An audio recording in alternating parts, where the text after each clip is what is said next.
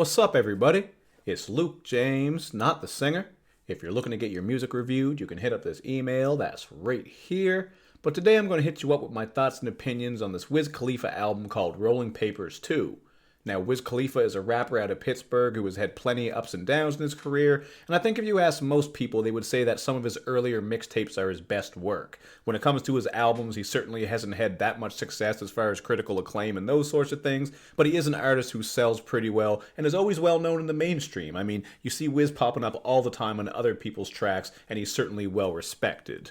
But the thing with this joint is you know you're in for the usual bangers and smooth vibes that Wiz Khalifa comes through with, as well as some of those catchy hooks where he's doing a bit of singing. But this shit right here is 25 tracks long, and Wiz Khalifa is the type of artist who does not have the depth to go that hard. He's an artist who I do like once in a while. He certainly has some good music. As I said, I think his earlier stuff is much better than his recent stuff. In particular, his mixtapes are the best. I think even die-hard Wiz Khalifa fans probably looked at this and thought it was too much Wiz Khalifa all at once.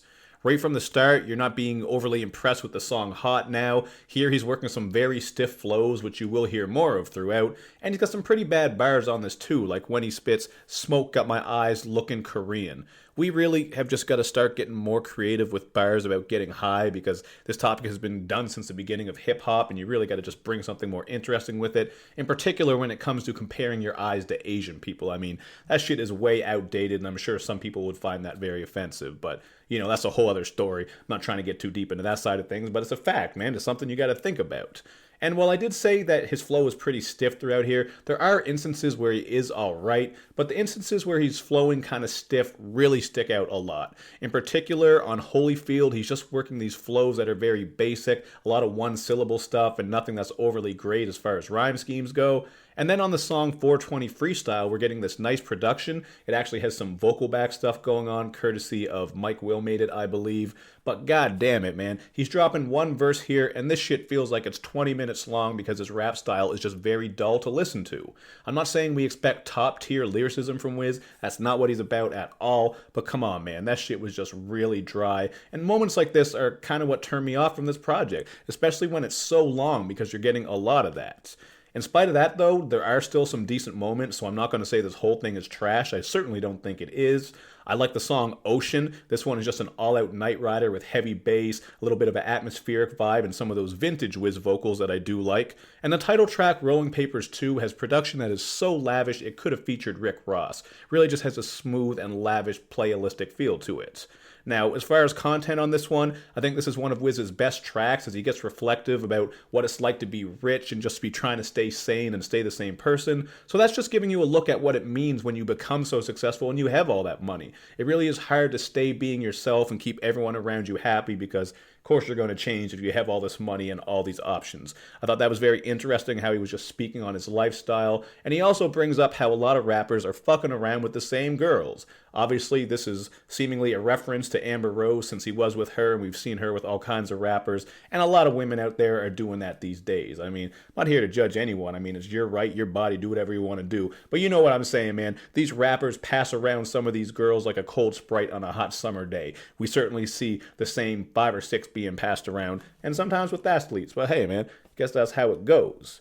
Now, Amber once again comes up on the song Be Okay. This one has Wiz actually addressing their fallout a little bit, but most of this track is about how he's always going to be okay as long as he has his friends and family there. I thought that was a very cool idea for a track, and this content, you know, when you get this content on these tracks from Wiz, it certainly sticks out from a lot of the basic stuff you're getting on here, and there is a great beat on this as well. I like the gentle piano and soft vocal stuff that's happening, so this was a great track, man. You're also getting some more of those vintage vocals from Wiz, and I think when he's singing like that without the auto-tune, he really sticks out.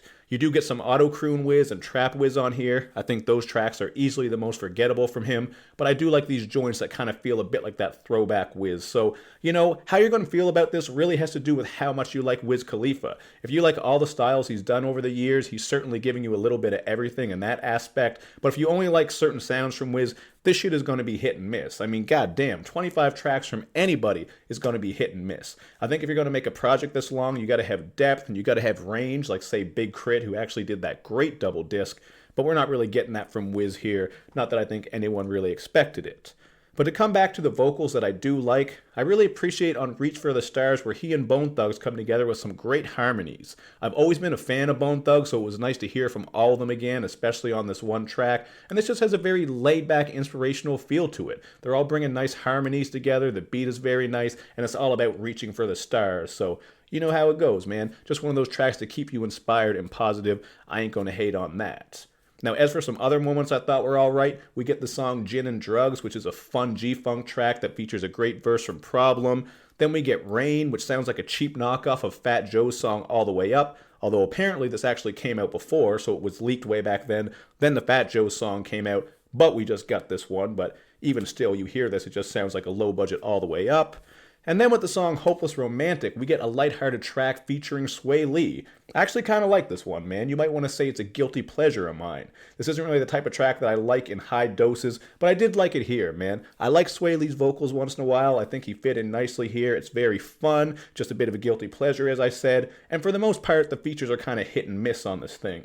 You get a decent Snoop feature on Penthouse, I believe it's called. I'll fix it if I fucked it up. And the worst feature, though, has got to be Jimmy Wapo on Blue Hunnits. I don't mean any disrespect to the dead. I know he was killed not too long ago, but that verse was way off track like a drunken conductor, so that was one of the weakest moments for show.